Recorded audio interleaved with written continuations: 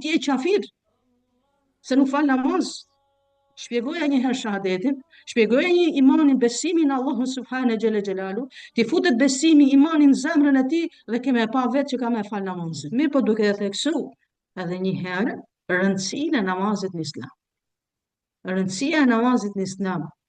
Namazi është puna parë që njeriu do i vendoset në peshore në ditën e Kiametit. Kur profeti alayhi salatu vesselam thot në një hadith, nëse namazin e ke në rregull, edhe punët e tjera i kanë rregull ditën e Kiametit. Ka hadithet, ka transmetime, ka ajete kuranore, inna salate kanat alal mu'minina kitaban mawquta. Allah azza wa jalla thot vërtet, namazi është farz për njerëzit në kohën e vet. Është farz në kohën e vet. Do thonë mos ta neglizhojmë dhe namazin ne nuk na merr aq kohë sa ti, ose nuk është aq i rëndë sa mos ta bëjmë. Një namaz ti mund ta falësh për 5 minuta. Zoti të ka dhënë 24 orë, kohë. 5 vakte namaz farze, flasim për farzet. 5 vakte namaz farze. Nga 5 minuta, 25 minuta, minusoj për 24 orë. Sa do kohë do të marrë? Namazi ta rregullon edhe ditën. Namazi të rregullon ditën. Namazi të jep fuqi, të jep energji. Namazi të bën njëri optimist. Namazi të qetëson shpirtërisht. Rina bihaja Bilal. Ti rezonin o Bilal, thotë, ka pas thënë profeti alayhis salam Bilalit radhiyallahu anhu muezinit vet. Ti rezonin o Bilal, pse të hyj namaz të qetësohen. Namazi është lidhja jote me Allahun subhane xhele xhelalu. Lidhja më e fortë, nëse ti do ta kesh lidhjen e fortë me Zotin dhe secila prej nesh ka nevojë të ketë lidhjen e fortë me Zotin. Se lidhjet me njerëzit ndërpriten, ama lidhja me Zotin kur e ketë fortë nuk ndërpritet asnjëherë. Dhe nëse do ta kesh lidhjen e fortë me Allahun, falë namazin. Falë namazin. Nëse në një shtëpi, nëse një vend, nëse një person nuk e fal namazin, nuk ka bereqet ai njeri. Nuk ka hajër te ai njeri. Nuk na ka obliguar Zoti diçka që ne nuk mund ta bëjmë.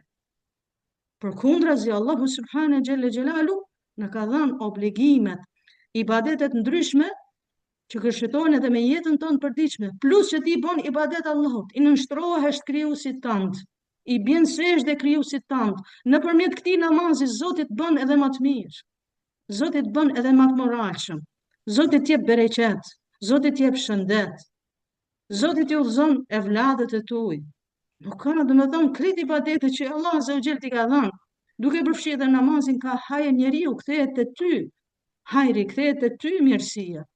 Prandaj mos ta neglizhojmë këtë meselë dhe ta freskojmë vetin tonë që okay, unë që kam brenda kornizave të Islamit, edhe po e nënvlerësoj këtë gjë. Jo.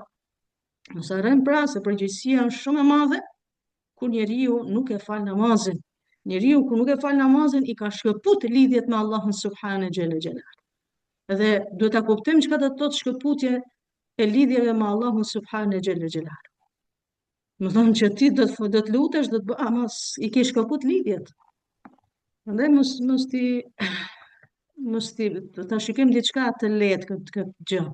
Megjithatë, kur vjen kur vjen momenti që ne duhet t'i këshillojmë njerëzit të cilët nuk e falin namazin, sepse ne duhet ta dimë dhe ku jemi duke jetuar. Neve këtë gjë duhet ta dimë se ku jemi duke jetuar, në çfarë shoqëri jemi duke jetuar, në çfarë familje jemi duke jetuar. Nuk mundem unë aty në Shqipëri që 50 vjet kanë qenë në regjimin e Enver Hoxhës, i them falë namaz, ti që se fal namazin je qafir, sepse nuk e kupton këtë thënie ai. Duhet një metodologji të ndryshme. Duhet i folësh një herë për akide, për besim, t'ia bësh dashur imanin, besimin në Allahun subhane xhele xhelalu. Shkallë.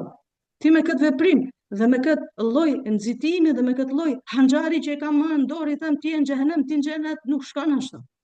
Yasiru wala tu'assiru, bashiru wala tunaffiru, thot profeti alayhi salatu wasalam, lehtësoni dhe mos vështirësoni.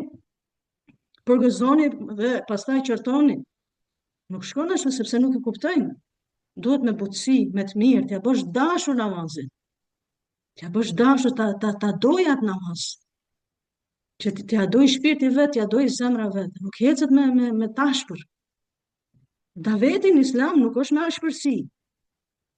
Allahu subhanahu xhela xhelal shumë mirë i lexojmë në ajetet kuranore.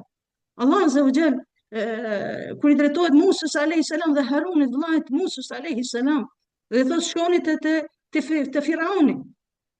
Shkoni te Firauni, thujni atij, idhhaba ila Firaun. Shkoni te Firauni, pse i ka kalu kufit.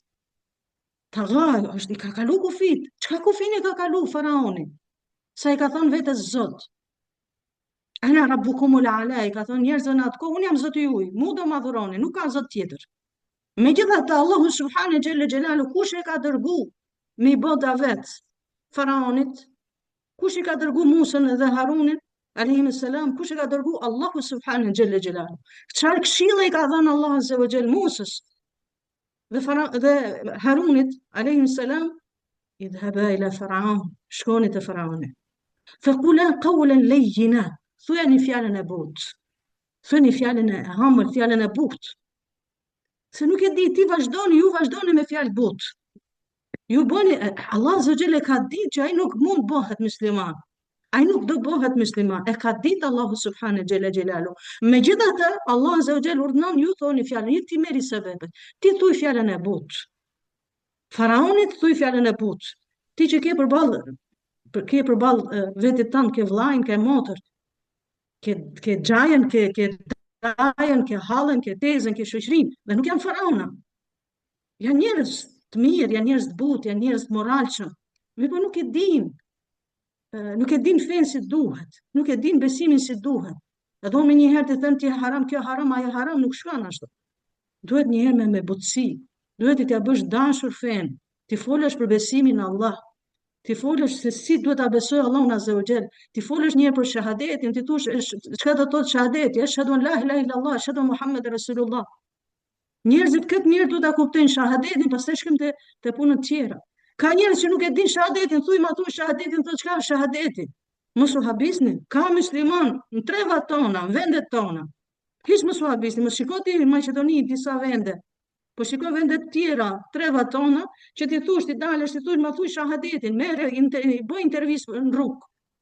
Thuj ma thuj shahadetin, do i ngrit duk, supet dhe thotë çka është shahadeti, nuk e din çka është shahadeti. E si ti them unë atij personi ti je qafir, se nuk fal namaz. Shpjegoja një herë shahadetin, shpjegoja një imanin, besimin në Allahun subhanahu xhela xhelalu, ti futet besimi, imanin në zemrën e tij dhe kemë pa vetë që ka me fal namazin.